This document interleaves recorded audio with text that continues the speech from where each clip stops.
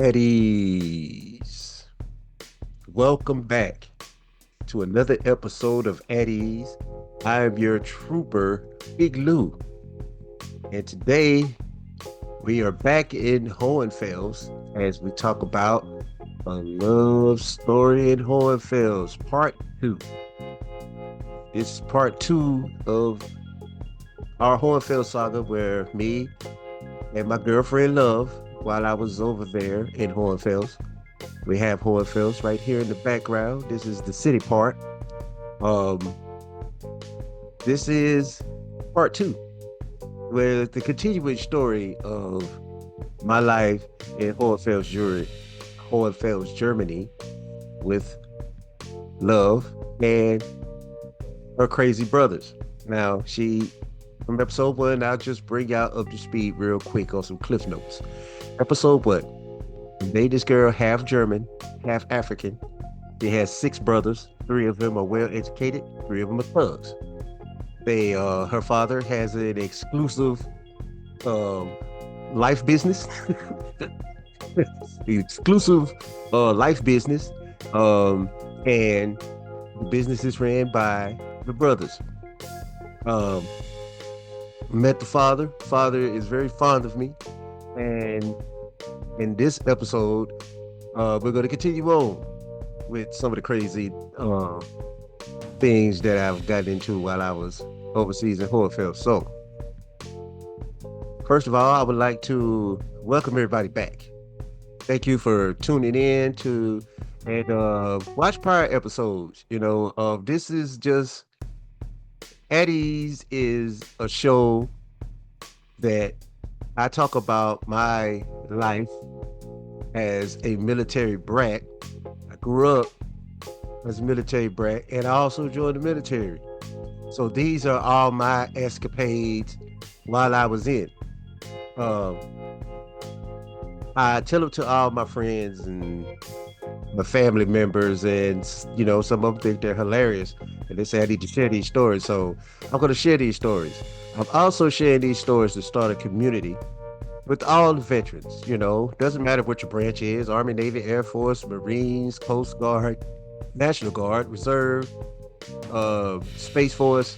Doesn't matter. It doesn't matter what you do, as long as you know you're a vet. You take care of people. You put your life on the line for others. And you don't have to be a veteran. You don't have to be a first response worker. You could be anybody. Anybody can be a vet. If you're taking care of yours and you put your life on the line for others and you make sure others are safe and comfortable, then you're a veteran, and I welcome you and I salute you. So I salute you, regular workers, veterans, ex-military, ex-service workers. No matter what you do, I salute you. Thank you for your service, your support, and your sacrifice, and your due diligence. All right. Make sure you like, comment, share, and subscribe to the channel.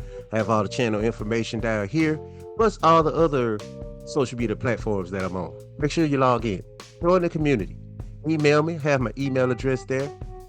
Make sure you email me if you have stories about your good times and your crazy times in the military. I'd like to hear them. I want to build a community so that people that are having problems and having post-traumatic problems with transferring from military life to regular life, this can be somewhere you can come, get a laugh, get back on the good side of things, and don't let this stress overwhelm you. And if you do need help, seek help. I have links in the descriptions to places that you can get in contact with that can help you bring your journey back and deal with some of the things that are going on. All right.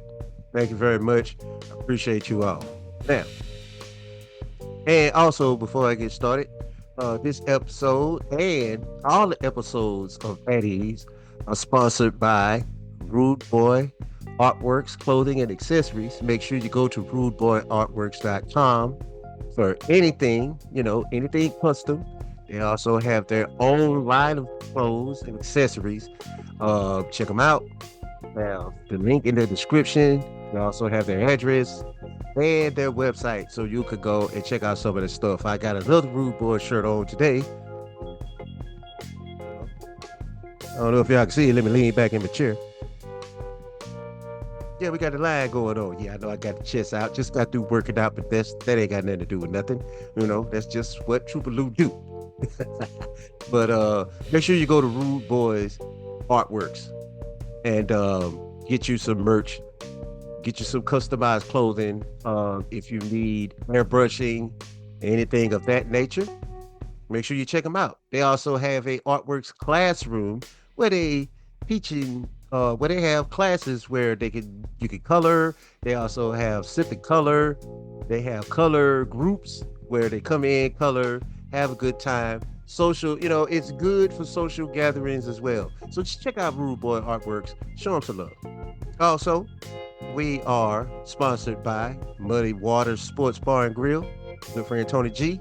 If you're in the Shreveport, Bossier City area, make sure you go over to Muddy Waters or Lucky Joe's and have a good time. Muddy Waters also have steaks and things that they do on Thursdays, which I'm going to try to be a part of more. That's Muddy Waters Sports Bar and Grill, Lucky Joe's Bar and Grill, or Lucky Joe's Bar. So there's Muddy Waters Sports Bar and Lucky Joe's, and a good partner Tony G. Thank you very much, sir. You can find us also on the Sports Book with Tony G and Big Lou live every Tuesday night, 8 p.m. Central Standard Time on the TheP.C.X.N on YouTube and also on khamradio.com. All the links will be in the description. Thank you. Now that we've got the advertisements and the money out of the way, let's get to the story. Now, we're in beautiful Hohenfels, Germany. Love and her family are from Hohenfels, Germany.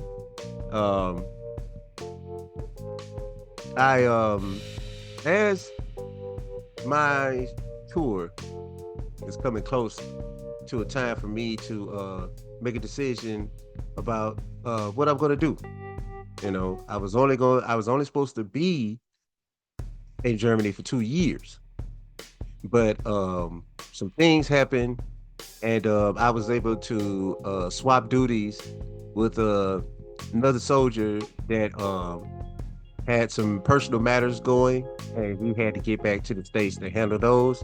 So I was able to swap tour of duties with him and let him go back to the States. And I was able to stay 2 more years in Germany.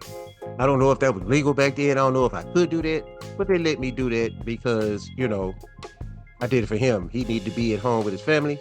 I'm a young guy living my life, and plus I got things going on over here. So yeah, I stay another 2 years. So we go out back and forth. We go everywhere: Parsberg, Regensburg, Nuremberg, Munich. We just traveled all over Europe. We went to different clubs, different places. I got to see a lot of stuff, got a lot of sightseeing, and got to learn how to do a lot of things. Well, this particular night, we decided to go to Munich. We was going to go to the club. We went to Oktoberfest. Oktoberfest is it's like the fair. It's something like the States Fair, except for, it's Germany. So you have a lot of tents with live bands. It's a lot of different food, different wines, different drinks. Like I said, it's just like the fair, but it's in Germany. And we went to Oktoberfest a couple of times, with Love and the Thugger Brothers. We did a lot of hanging out more with the Thugger Brothers than we did with the Bougie Brothers. And the reason why I say that is because the Bougie Brothers are the 3 brothers that are well educated. They went to school and they handle the legitimate business side of the family's operations. And you had the Thugger Brothers that handle the other side of the business of the family operations. So, okay, now that we've all got up to speed, so we go to Munich. I'm trying to remember the name of the club. I can't quite remember the name of the club that we went to, but it was a club in Munich that we went to. Nice club, big dance floor. Um, I used to perform there. Me and my friend Steele, my battle buddy and my good friend of mine. We used to go there and perform our music and stuff. You know, we was like some low key celebrities. You know, they thought we was like actual real rappers from America that just ended up being in the military. We just let that ride. You know, what I mean, why go against the grain? So we let that ride, get VIP treatments. You know, free drinks, whatever. You know, we balling. So regular routine. You know, we do our thing. You know, we get off. I'm hanging with my girl. We're all hanging, Steel's hanging, and we had a couple of other friends of ours uh, that were stationed with us that would go out with us, you know, to meet, have fun, you know, especially when I be telling them about the fun I was having. So Munich, Germany, we're at the club. We're doing our thing. Everybody's having fun. We're having a great time. We're popping bottles. Had a great show. Two encore performances. You know, we were doing our thing, taking pictures with everybody over there and everything. You know, selling CDs. You know, we would all that. We was doing all of that. And on this particular night, uh, a few Turks, a few Turkish, um, a few Turkish people decide to come to the club, and you know the Turkish they get VIP status too. You know they in their supercars, they park out front of the club. You know they the big shots. You know they got the big money, so you know with big money come big arrogance. So they you know they come to the club and everything. You know and they're sitting in VIP, we're sitting in VIP. You know, and everything was good.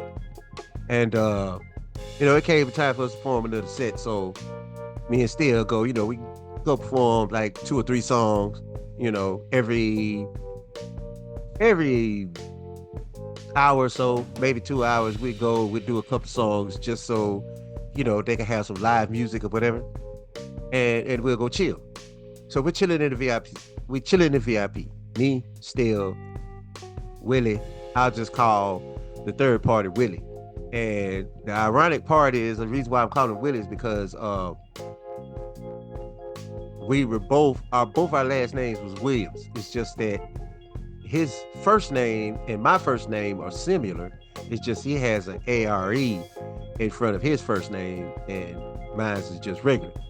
But anyway, so we're chilling, and back in that time, you know, the Turkish women were very fond of, you know, of the ebony man.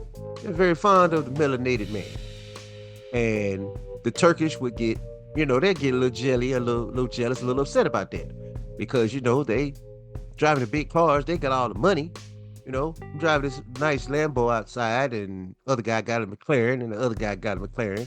You know, so you know we got big dollars, so they didn't understand why the hell, if I got all this money, why are you, you know, fond of the melanin man, of the black man, the ebony man? Couldn't figure that out. But, you know, it was just a certain swag we had. You know, they thought we were some real superstars because we were rapping. So they thought we were real superstars. So, you know, of course they're gonna flock to the star. That's just what it is. And no sweat at the time. There wasn't no sweat. You know, everybody was chill. They'd come, sit in VIP, you know, would sign autograph, give a CD or whatever. They'll buy a CD or whatever, would sign it, you know, and give it to them, take a picture with them. You know, it is what it is, or it was what it was. All right. So we're chilling. Now mind you, everything is going great. Thugger brothers are chilling. You know, they in Mac mode. So, you know, they're always on the ready when it comes to handling business. Be it violent or non-violent. They're always at the ready. But it was just a chill night. Everything was going great. We ain't had no problems. Pop bottles, people dancing, you know, we're performing. Everything is great. Good atmosphere. So a couple of Turkish girls come over and they was liking on Willie. So they both, you know, sat down beside Willie and they was chopping it up or whatever. And I kind of back then I was like, damn, I should have came solo. But we're not gonna get into that. We ain't gonna get into that. But anyway, everything was going cool. So as the night progresses, you know, Willie gotta go. he gotta go take a leak, use the bathroom rather. And he just, hey y'all, finna go and finna go to the bathroom, be right back. No sweat. So he gets up, goes to the bathroom. We're all still chilling in the VIP, having a good time, you know. And I've just noticed, just me being aware, I noticed that it's been a few minutes, he hadn't been back yet. And I'm like, well, I know this motherfucker ain't shitting in the club. Let me go ahead and check on this dude. And if he is, then he gonna hear about it. So I say, hey, I'm finna go check on Will. I ain't seen him in a minute. And still was like, man, he probably good. He probably take, he in the bathroom. I say, well, I'm gonna go check. So I go to the bathroom, check on Willie. And this motherfucker, and I see blood on the floor. And I'm like, what the fuck? So I go to the stall. It's really in the stall. He's conscious, but he's got a big ass zoom video, y'all. Big ass gash in his head. He was like, man, motherfucker came in here, man. I was taking a piss and the motherfucker hit me with a bop. I was like, you see what the fuck he looked like? He was like, no, not really, it was too fast. He's like, but I know that motherfucker was skinny, he had on all black. So I called Steele and everybody, and they go to the bathroom, they get him out of the bathroom, And my girl and Steele's girl is dressed in his room, and now Thucker Brothers are on high alert. I'm on high alert too, because I want to know who the fuck did it. I had a suspicion of who did it, but I didn't want to go there. I wanted to find out exactly who did it. So Thugger Brothers come up to me, brother, what has happened, brother? What has happened? Why is your friend? What happened to your friend? Your friend is bleeding. His head is busted. What happened, brother? Who did this to him? And I was like, hey, y'all, look, calm, everybody relax. Everybody calm down. I'm going to try to figure out who the fuck did this shit. I said, I think I know who did it. I said, but, I want to make sure that, these are the motherfuckers that I think did it. Of course, I think the Turkish did it because I know that they were jealous of us and that they women liked us. And to see their women that they brought to the club sit VIP with my man Willie, they ain't like that. They ain't like that. Because I'm the dude when you go out, I'm the dude that's always surveilling the area. I'm always watching who does what. I'm watching, actions of people. Who's the belligerent drunk? Who's the chill drunk? Who's gonna cause some motherfucking problems? I'm that guy. I'm always on alert. I'm like, okay, if we got to fight to get out this motherfucker, who do I strike first? What's our exit strategy? That's me. I come up with the exit plan. So, we're tending, they call for an ambulance or whatever to come out, and I'm still his girl and my girl ride to the hospital. Me and the Thugger Brothers, we chilling. We want to find who the fuck did this shit. So we told them, hey, y'all ride with the ambulance, y'all go to the hospital, make sure he's fine. We'll be there shortly. So we chilling. We just sitting in VIP, but we just being very observant. They was like, brother, we will find out who did this to Willie. We will find out who did this to Willie. And only God will be able to save them. I was like, okay, cool, because he was getting high. The youngest one always is the one that's ready for the smoke, ready for the action. I was like, okay, cool, we good. We just gonna sit here, and we just gonna look. So, we in VIP, they in VIP.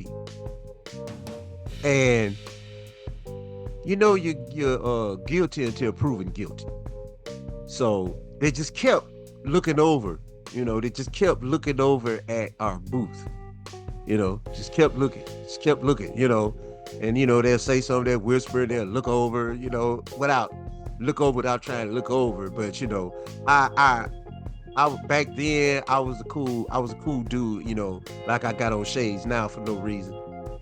But there's a reason because of the light, but they ain't got nothing to do with the story. But anyway, So I'm just watching these guys, and little bro, he's sitting beside me. He's watching them. He was, "Brother, I have a suspicion that they might be the culprits for this." And I looked at little bro. I said, I got motherfucking suspicion that it was these motherfuckers too, because those are the two girls that was hanging out with Willie before he went to the bathroom.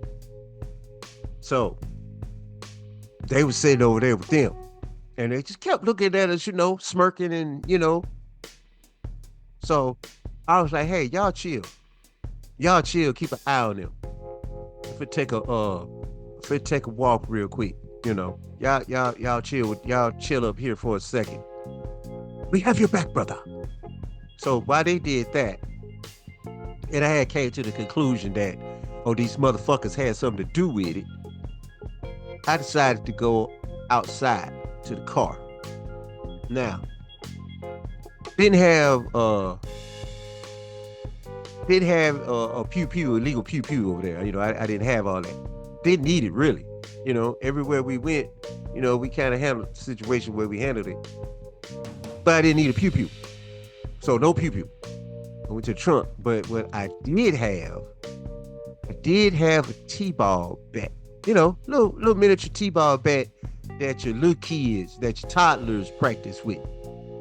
But it was all aluminum. I always kept that in the car for just in case. Just in case you have a flat on the road or side of the road or something, and some wildlife or something jump out the bushes, you got to be at the ready.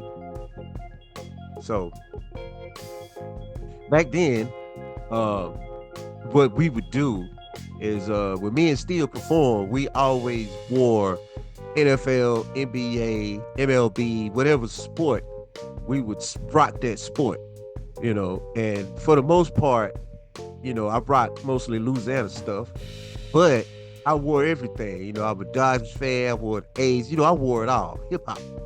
And these were the starter bomber jackets, the puffy jackets, with the tight sleeve, the puffy jackets with the tight sleeve. They was nylon, they was kind of shiny. We all knew what they looked like. And what I did was I slid my T-ball bat right up under that sleeve part. Slid my T-ball bat, had the big part cuffed in my hand. So now I'm walking back in the club, because they really don't pat you down. Especially me, me and Steel, we were celebrities. So they never patted us down. So I walked back in the club. I got the T-ball bat in my sleeve, in my hand. And walking back in the club. And as this is going on, y'all, it almost felt like Belly. Now, I'm pretty sure everybody watched Belly before, but if you haven't, there's a scene where Nas and DMX walk into the club, and it's all slow and everything's moving slow.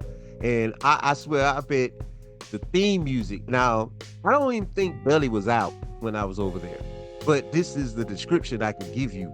Just type Belly in YouTube. It'll pop up. That scene will pop up, but everything was moving slow. And it just, it felt like I just had some gangster movie theme music in my brain as I'm walking in this club, walking through the club. Everybody's dancing. It just feels like I'm moving in slow motion, because I'm walking, doing my thing, walking real slow and shit.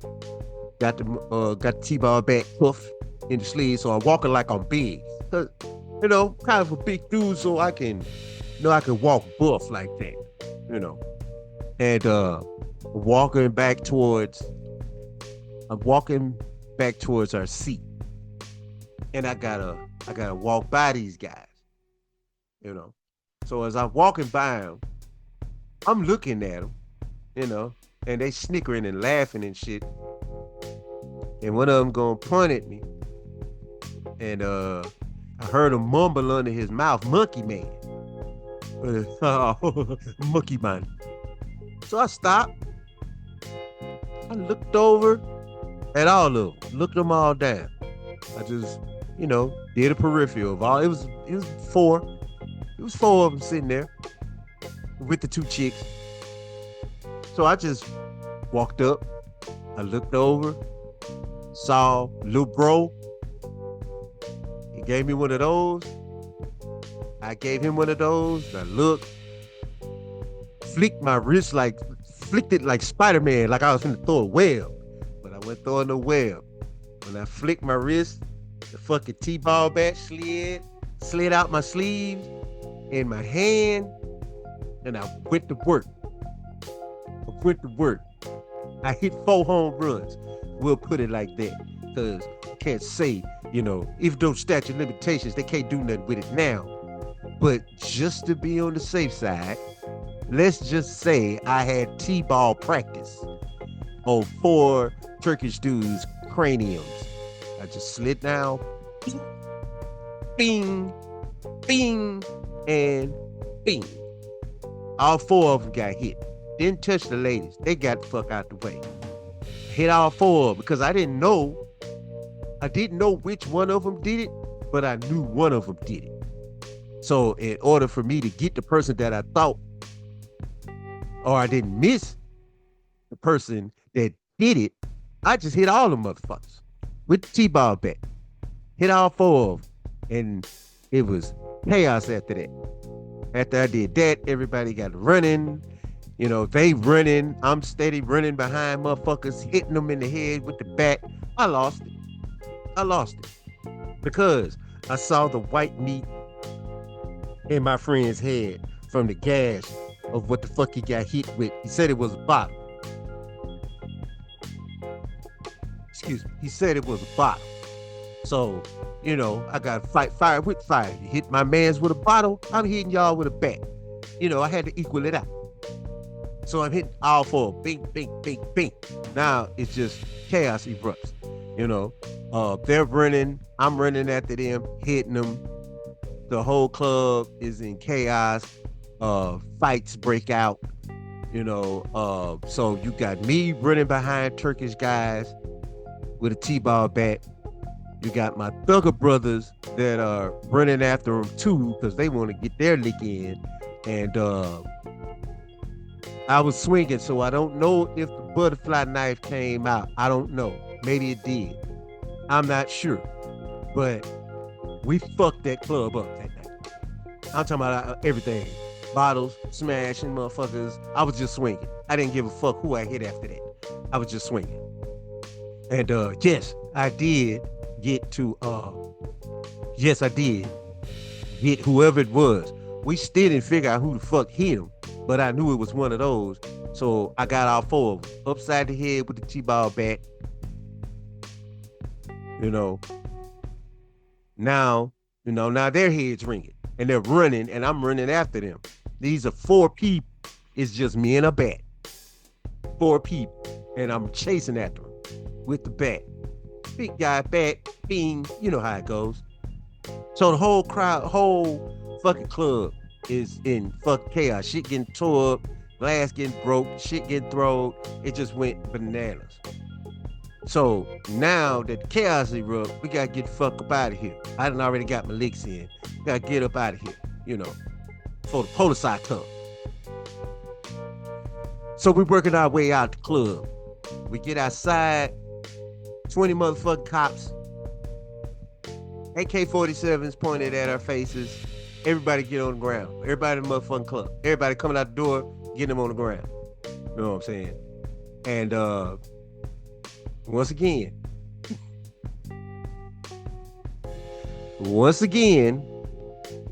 back to jail. Back to prison. Now, the police side take you to jail. Pops sends big bougie brother. He comes gets us. No problem. They just count the cash out. What much it cost? How much it cost? I didn't know how the system worked over there. My friend got hit upside the head with something and it gashed his head and I needed to get retaliation for that. So yeah, bust him up real good. After that, we'll get, everything gets settled. So now I had to pay the father back. He was generous, he was cool. He was cool with what I did, but it cost him money. So now I got to pay him this money back. So in order for me to pay him this money back, I gotta do a little bit of family business.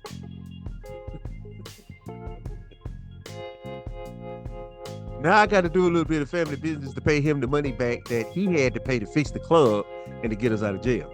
Because it was my fault why they was in jail in the first place. Because, I could have just fought him. But that wouldn't have been fair. Because for me to just fist fight them and them hit my friend with a bottle, that wouldn't have been fair. He got struck with an object that gashed his head. So I had to give them the same amount of pain and punishment to equal it out. That's all I want to do. That's all I want to do. I just want to make things equal. Fuck up a boy, fuck you up. Everything's equal. Okay. So now I got to pay the father back. Before I get into that, Willie turned out to be okay. It was just it was a nice gash. They had to stitch him up. But no CTE, nothing was wrong. It's just, big ass gash from the bottle breaking on his head. So after this is over, I have to go back to Hohenfels. I got to go back on base and explain why the fuck was I detained in Munich, Germany. And I told him what happened. It wasn't necessarily all true, but I told him what happened. And I was like, well, this is what happened. And I was trying to protect my mans. So, I decided to use violence as my form of retaliation. So I had a choice to make. I either had to go from E4 to E2 and get sent back to the States, or I could keep my E4 and do 90 days in the rock quarry. Now, there's a rock quarry place where mostly big time screw ups in the military have to go working. They don't have a choice because they are military locked up, and that's what they go do. They go to the rock quarry and they work there. So that's what my punishment was, or quote unquote punishment. They had to do something. They had to do something with me for what happened. So keep my E4, I had to go and work at this rock quarry for 90 days. So I was in shape in a month. So I worked at this rock quarry for 90 days, making big rocks and the small ones. And that's how I was able to keep my rank and get out of there. But that was the military side of what happened with that incident. On the other side, the father was like, okay, I had to spend a little amount of money to clean up the mess that you and my sons made in the club at Munich. So you have to pay me back that money. It is your fault. You have to pay me back. And I was like, okay, so how we gonna work this out? Because how I get paid. I get paid on the 15th and the 1st, and I could probably have it allotted out my check into your account. He was like, no. That is not necessary. You will pay me back by working for me. I was like, shit. Now, not only am I dating his daughter, and I'm one of the bros now. Now I have to work for him. So, of course, I had to work with the thuggers. I had to work on that side of the fence because that's the quickest way of me making his money back without it being noticed that I'm making his money back. Now, as I was making his money back, I was making me some money as well. Come on now. Come on now from Shreveport.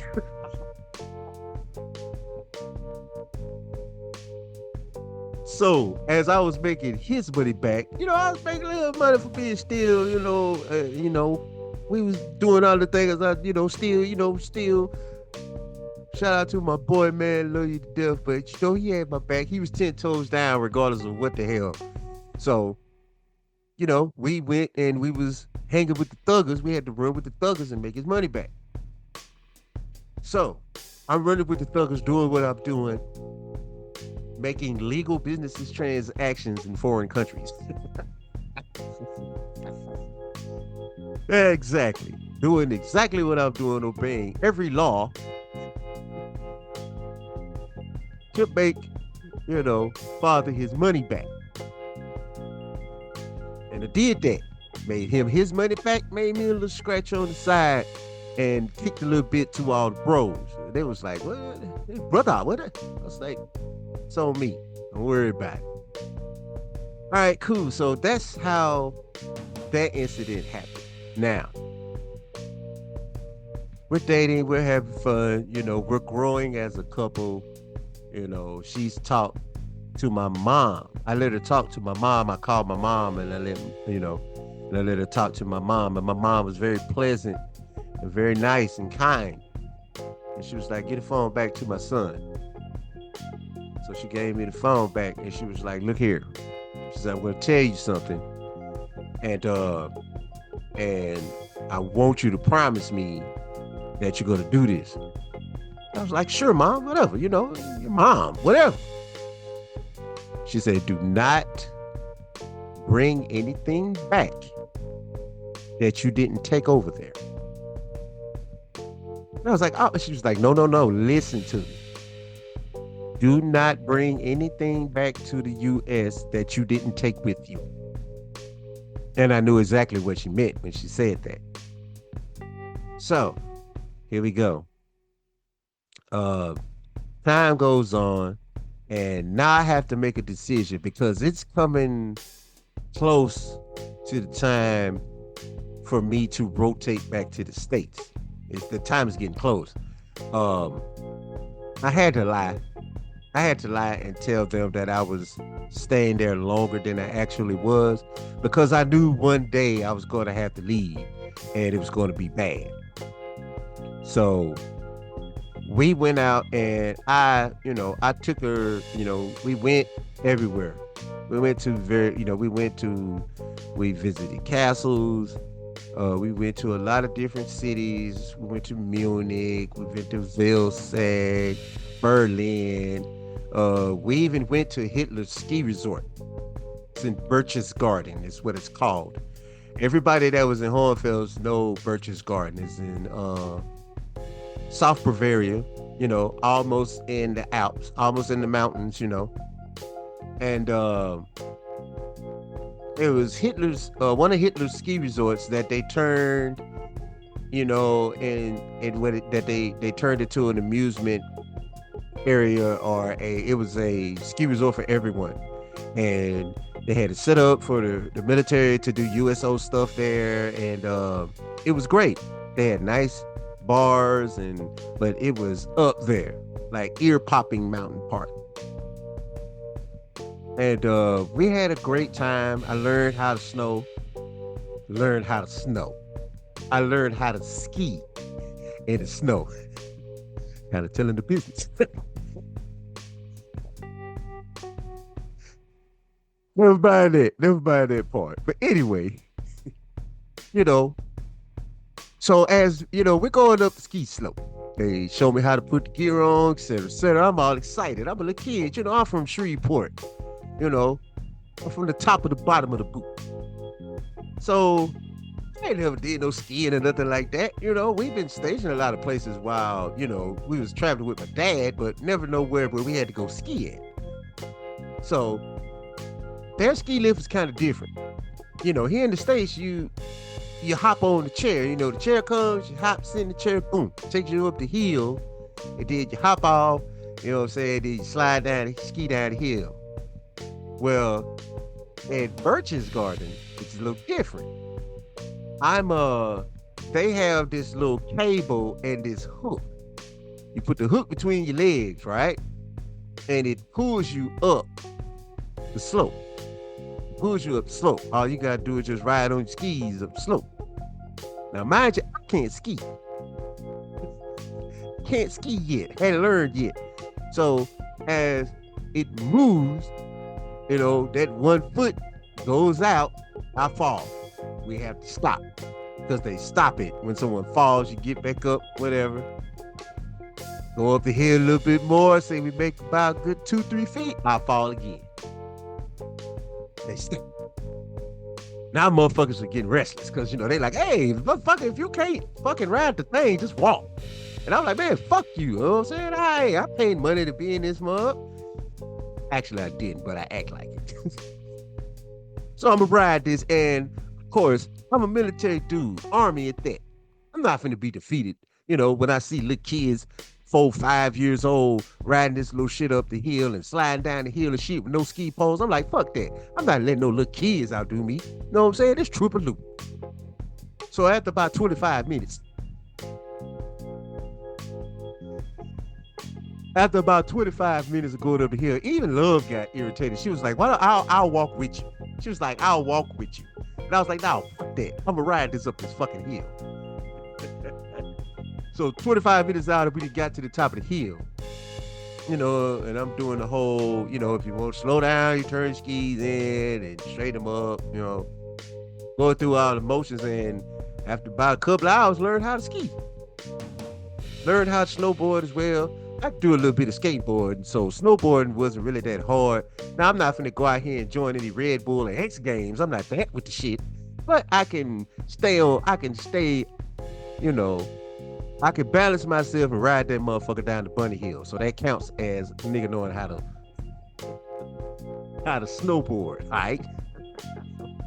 Okay, so, but we had fun. We had a great time. And it was just me and her. I wanted to just create some memories with her. So I didn't go out with the thuggers. Thugger brothers and the bougie brothers didn't go with us. Still didn't go with us. It was just me and her.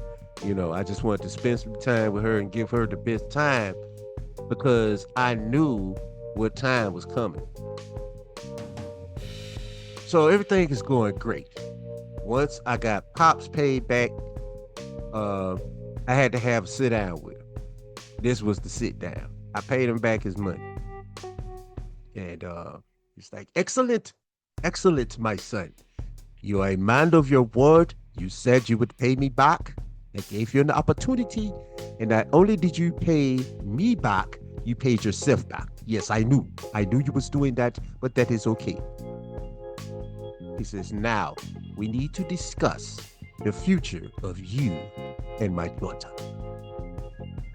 Yeah, I was like, oh shit, here we go.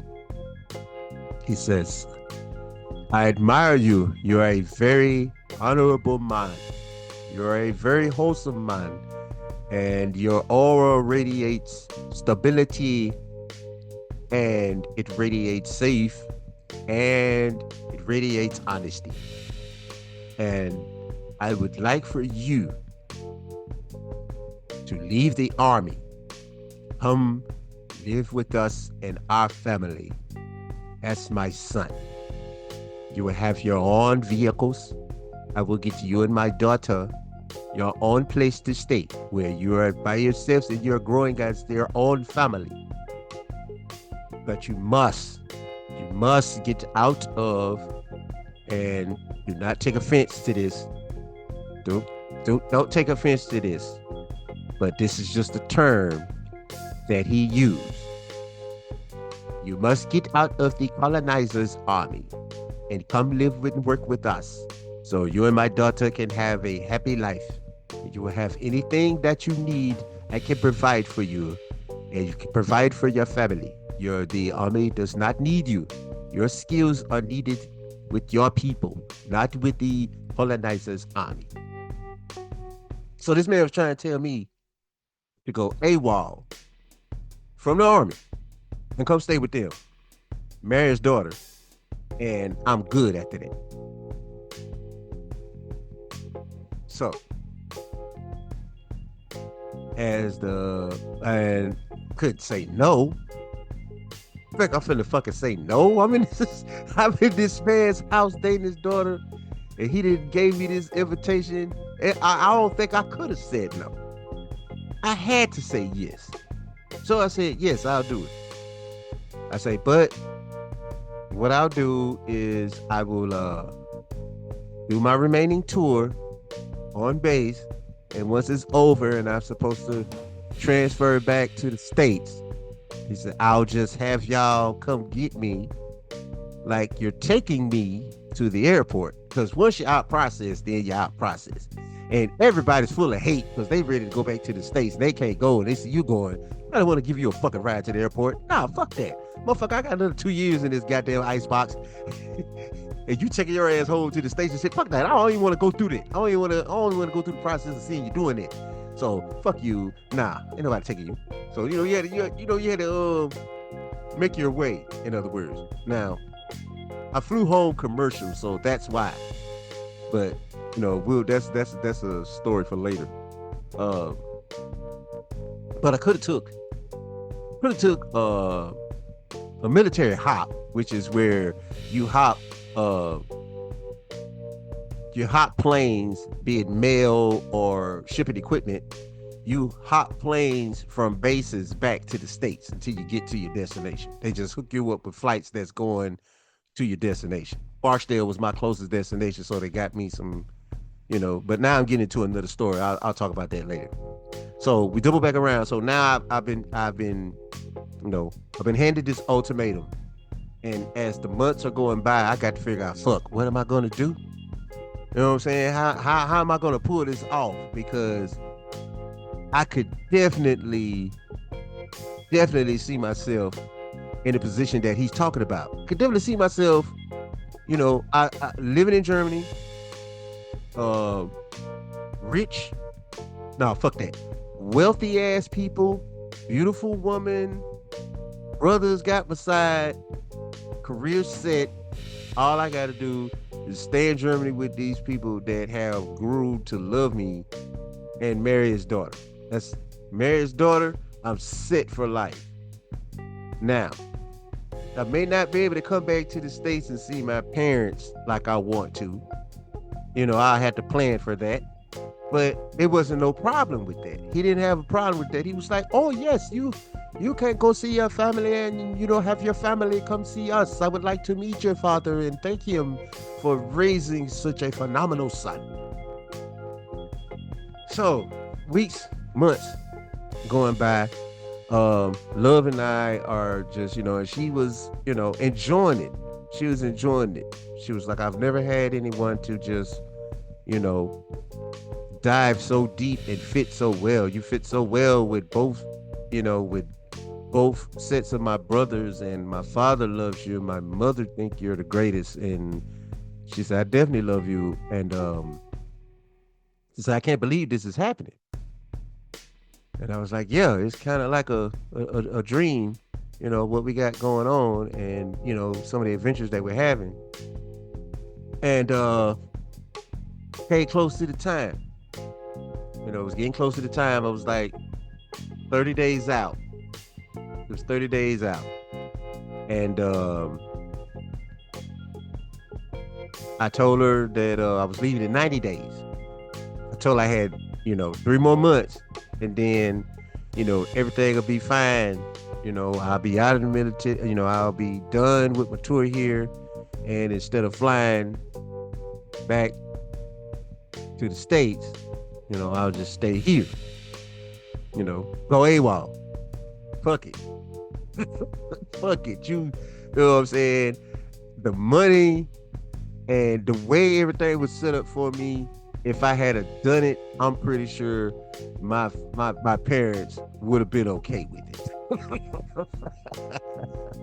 They would have been fine with it, because they were straight. Anything that I asked or needed, they was going to make sure that happened. But I couldn't do it, y'all. I couldn't do it because I was like, okay, so this is, I was thinking about my career. I was thinking about my family. I was thinking about my father, and and I was like, there's no way in the hell I could just leave just stay here, go AWOL from the military. Now I got that over my head. Come back to the States and getting court-martialed and handled. So I wouldn't have no choice but to stay in Hohenfels. They would have never found me here. Trust me. Trust me, they would not have found me here. Germany's too spread out of a place, and then it's country town. So they wouldn't have found me. I'll just put it like that. They would have never found me had I decided to stay. But I did. And that was the worst. I think that was the worst thing that I've done in my life. That was the absolute worst thing that I've done in my life, is to lie straight up in their face. I lied to these people and told them I was staying, and I got up out of there. I said, look, I got 3 more months in Germany. We're gonna go visit some more places and stuff like that. And I said, as soon as I'm done, I'm coming home. I'm coming home to you, and we can start our life together. And I'm sorry, I had to lie, because there was no way in the fuck that I was gonna tell them no, I'm going back to the States. That would have been devastating. So I just left. No goodbye. No, I'm sorry. No explanation. Hey, look, just like your family's first, my family's first. There was nothing I could explain to them to where my no would make sense. Not to them. Because they looking at it like, fuck it, you could get out. I got you. If your family needs something, we got them. They want to come over here, we got them. But couldn't do it. I couldn't do it. I had to come back. I had to come back to the States. I had to come back to my family. Make sure they was okay and pursue my career. My father had a 23-year career in the military. I made it to E8. I didn't make it that far. It was different military in the States than it was overseas. So I didn't make it that far. Did do 10. I did get my E5. I did become a non-commissioned officer. I did that part. But I didn't retire from the military. Do I regret it? Sometimes I do. Sometimes I regret not staying in and retiring, because, I could have been in a better position when I got out than I was. But hindsight is 2020. So that's done and gone. But yes, the ending was very, very bad. Very bad. Because I had a phone while I was over there. She couldn't call me. She didn't have an address to reach me by. All she knew was that I was this big black guy that could rap his ass off and could fight his ass off and love me to death, and just had some great adventures and great times. And I saw this man as my future husband. That's what she saw. And it sucks. The karma of it is, when I did get back to the States, after, now that I put it in retrospect and I look at my timeline, I think that explains, or that's the karma for not having a son. I have all daughters, and 2 divorces. 2 of them shits. 2 divorces. So, and raising daughters the whole time. Both raised my daughters, or attempted to raise my daughters, while I was in the military. That didn't work out too well. And I also raised daughters, or helped raise daughters, from other guys' children. Helped raise, daughters, no sons. Never had a son. So I think that was probably the karma from that, you know, for not telling the truth. The karma was, well, you won't have a son. You are the final product. Is there one in Germany? Hell, I don't know.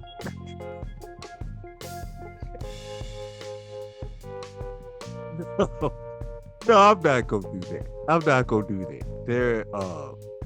To my knowledge, there are no little loos, little trooper loos running around in Hohenfels.